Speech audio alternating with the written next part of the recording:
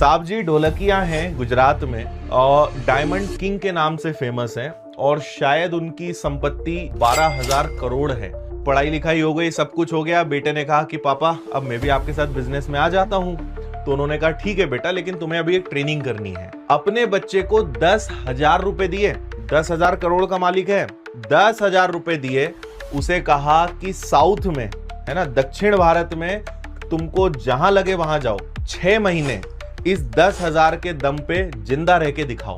मैं तुम्हारी सक्सेस इस बात से कैलकुलेट करूंगा कि तुम इस 10,000 में से बचा के कितना लाते हो। अगर तुमने 10,000 पूरे खर्च कर दिए तो तुम्हें बिजनेस में एंट्री नहीं मिलेगी। मेरी नजर में तुम फेलियर आदमी हो। 10,000 बचा लाए, ठीक है, 10,000 को बढ़ाकर लाए तो तुमको बिजनेस में एंट्री देने लायक मैं मानूंगा। वो बच्चा 6 महीने एक गुमनाम जगह पे गया, जॉब ढूंढी, कमरा लिया और बहुत दिक्कतें आई उसको। और उसके साथ चैलेंज था कि 10,000 में से बचा के ले जाना है, बल्कि बढ़ा के ले जाना है। उस 6 महीने में उसने जो सीखा है ना, दुनिया की कोई किताब उसको नहीं सिखा सकती, क्योंकि गरीबी देखी नहीं कभी। और पिता चाहते थे कि गरीबी देखोगे तो तुम्हें पैसे की कद्र समझ में आएगी, तुम्हें सुविधाओं का मतलब समझ में आएगा।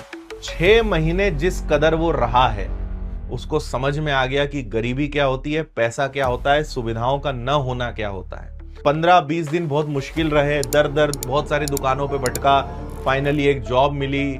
और कई दिन ऐसे रहे कि एक एक टाइम का भोजन मांगना पड़ रहा है, बड़ी दिक्कतें उसको रही। तो आप समझो कि यार, जब इतना बड़ा आदमी होकर वो अगर ऐसी सोच रख रहा है तो आप और हम क्या लगते हैं। इसीलिए अपनी परिस्थितियों को, अपनी गरीबी को, पैसे के अभाव को, सुविधाओं के अभाव को कभी दोष मत दो। इनका फायदा लेना समझो। आपको ये चीजें मजबूत करेंगी, ये चीजें आपको कमजोर नहीं बनाएंगी।